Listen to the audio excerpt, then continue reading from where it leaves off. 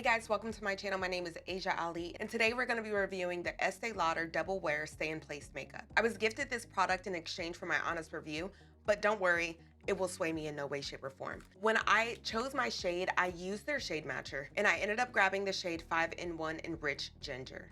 Let me go ahead and talk about this. Let me read the little spiel. This foundation retails for $52. It has 24-hour wear. It's a flawless, natural matte foundation. There are over 55 shades. It is waterproof, sweat, humidity resistant, and transfer resistant. It claims to be weightless, comfortable feeling on the skin, even though it is medium to full coverage. This product advertised to not be cakey, streaky, and it's oil-free. Obviously, with 55 shades, it was super duper hard for me to choose the shade. Hopefully this is right. You can go ahead and use their app and it takes a picture and it analyzes your skin tone. But actually the first shade that I ended up choosing, the person in charge of sending everything out, they messaged me and they're like, you may want to double check and make sure this is the right shade for you. I ended up redoing it on the same exact app and I ended up with 5-in-1 Ginger. So it kind of depends on what lighting you're sitting in. But I believe that this foundation is also found at Sephora. So maybe if you just go in and get shade match, your life will be a lot better than mine. I was doing everything online. So right off the bat, the packaging is super duper nice. You have that wonderful Estee Lauder frosted bottle.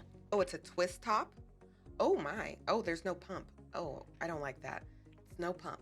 We'll see how that goes. I'm sure you can purchase a pump to go on top. I think we should just go ahead and jump right into this foundation. I had COVID for like the 5th time. It was absolutely terrible, but now I'm feeling somewhat better. But if you hear me and I kind of sound like nasally, that's why. So we're just gonna go ahead and jump right into moisturizing the face. I figured I would show you everything I do for my base so you can replicate it yourself if you want to. I've had COVID like 6 times.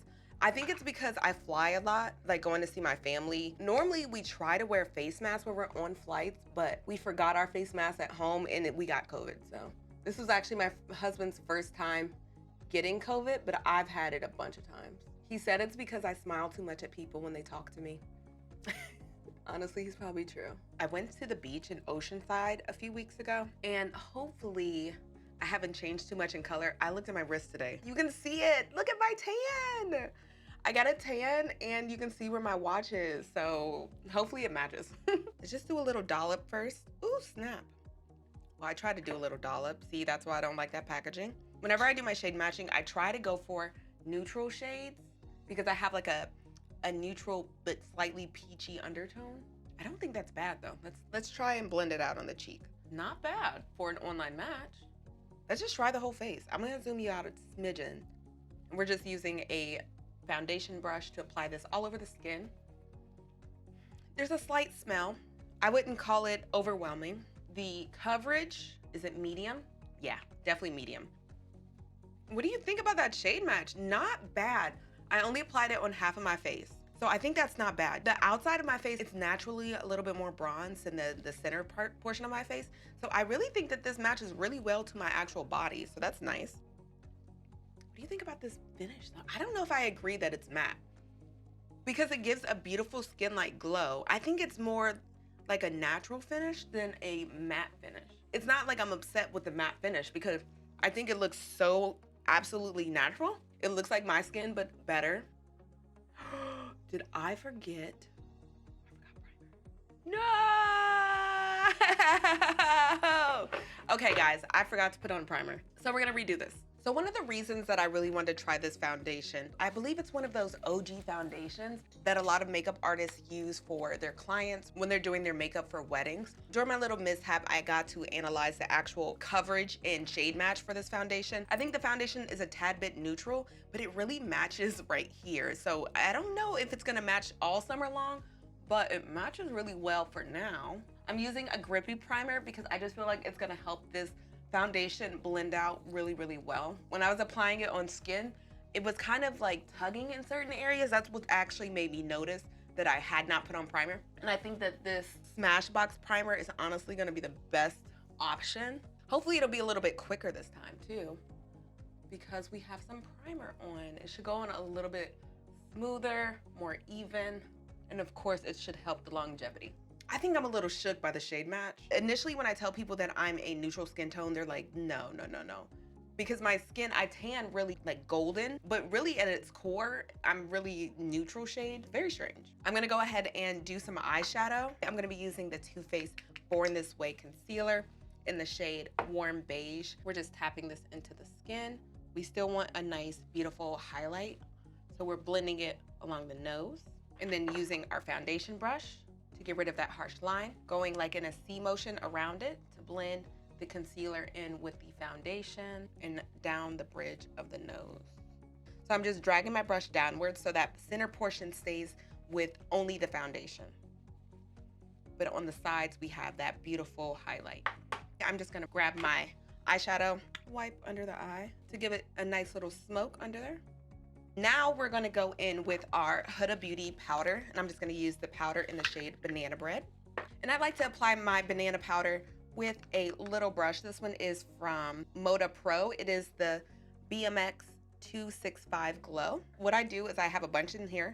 I tap into there, I tap it all back into the container, and I just apply whatever is left on the brush under my eye, and that's more than enough to actually matte that little area.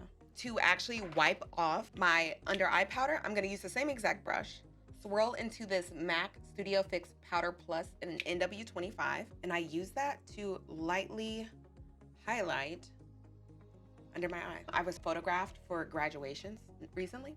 This is 100% flash proof if you are curious. I was so excited. It was like the first thing I paid attention to. I was like, oh my gosh. You know what, today I feel like my upper lip needs a little bit of a help, so I'm gonna add a little bit there. We're gonna do the same thing on the other side.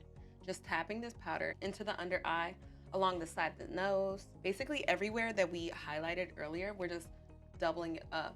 And then we're gonna go in with our foundation brush again. We're just gonna go around the edges one more time.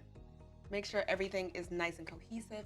And we're even gonna go over the lip, even though we just put powder on it. We don't really wanna get rid of that brightness, but we wanna mute it out a little bit. I'm just gonna pop a little bit of this pink into my lower lash, just so everything is perfectly blended and beautiful. At this point, I'm gonna apply a little bit of mascara too, because mascara makes everything better. I'm already doing a lot of MAC. I'm already doing a lot of pink. So let's go ahead and grab this MAC Happy Go Rosy blush. I think it's gonna look really pretty with this makeup look. And I don't really worry about blush blindness because I can always go back and clean it up using that under eye brightening powder. If you're a beginner and you're kind of like nervous and you're like, oh, I don't want my makeup to be choppy, definitely try layering your makeup.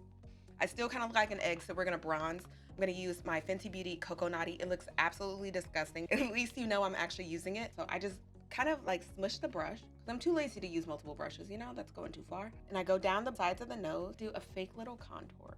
Then using my foundation brush, tapping with the foundation brush, make everything blend perfectly. And then once that's done, then I just go hard with the bronzer. I like to apply my blush before my bronzer because I just feel like when the bronzer meets the blush, that's when you really know how good your makeup's gonna look for the day, you know? So we're just adding that color back into the forehead, because that's just how my face naturally bronzes, down the sides of the face and under the chin. So everything is cohesive and beautiful and bronzy, even a little bit down the neck, okay? Because I have to look bronzed. I'm gonna add a tiny bit more blush because I love me some blush. I knew I had this, but I didn't know where it was. This is the Rare Beauty highlight in the shade Exhilarate. And I know we're supposed to be focusing on the foundation, but the foundation is just the foundation for the makeup. Let me know if you like this type of format. Let me know if you wanna see the whole shebang or just review the foundation. Let me know in the comments. What am I gonna set the face with today? You know what? I'm just gonna use my Urban Decay All Nighter setting spray. And this is the final look. I can't remember the last time I did such a subtle makeup look, but honestly, it feels so beautiful. But let's go ahead and talk about the foundation. My initial review is I overall like it. I like the shade match. I like how it feels on the skin. And so far, it's doing a really good job covering my smile lines. I will definitely make sure I pay attention to those throughout the day. It's roughly 6 p.m., so we'll get a few hours of wear. There's nothing much to say. The foundation looks good. The makeup looks good. So what else you gotta say, girl? It's only 11 o'clock, but I'm tired. So this is gonna be the end of the wear test, okay? Overall, I think that the foundation feels absolutely great on the face. I felt the oil pushing out of my nose and my forehead and things like that, but I don't see any issues on my actual skin, which is absolutely amazing. For this entire review, I've been comparing the foundation to what it says on the back of the box. So it says that it's long wearing. As far as I can tell, it's very long wearing. I don't think I look any different than I did a few hours ago. But the biggest thing that I want to test is the transfer resistant portion, because if this is actually transfer resistant, this might actually make this foundation my #1 foundation. We're gonna test that real quick. I don't wear white, but I have a white-ish shirt, okay? So I went to a family barbecue. All of the women were hugging one of the uncles, and he had this crazy mark on the side of his clothes. That is one of my worst fears. I don't want my foundation to transfer, like, ever. So let's see. Am I hug proof? Let's hug. I'm scared. Oh. So we're doing it again. Try the other side. See if it was just luck, you know? Oh, hey. That's so exciting. So it is transfer resistant, which is absolutely amazing. So I'm exhausted. My hoodie looks a mess. I'm ready for bed. What do I think about this foundation after doing my small wear test? I'm gonna rank this foundation as a 9 out of 10. I think that this foundation is a great option, especially during the summertime. I think it gives a beautiful skin-like finish. The foundation itself is extremely weightless and it does not settle into my creases. I'm obsessed with the shade range that they have available for this foundation. But I really just hate the fact that there's no pump included. I am a very clumsy human being, and I just feel like this is a mistake waiting to happen. So I'm gonna have to order a pump as soon as possible. And for $52, I feel like there should be some type of pump mechanism involved. And I also deducted a little bit of points for the Estee Lauder Shade Matcher. It's kind of a little bit difficult. It's not truly Estee Lauder's fault. They try to help you as much as humanly possible, but there's just so many different tools available, and I feel like that can be kind of daunting. That's what I'm gonna give this foundation, a 9 out of 10. Thank you so much for making it this far in this video, and don't forget to like and subscribe down below, and I'll see you next time. Bye, guys.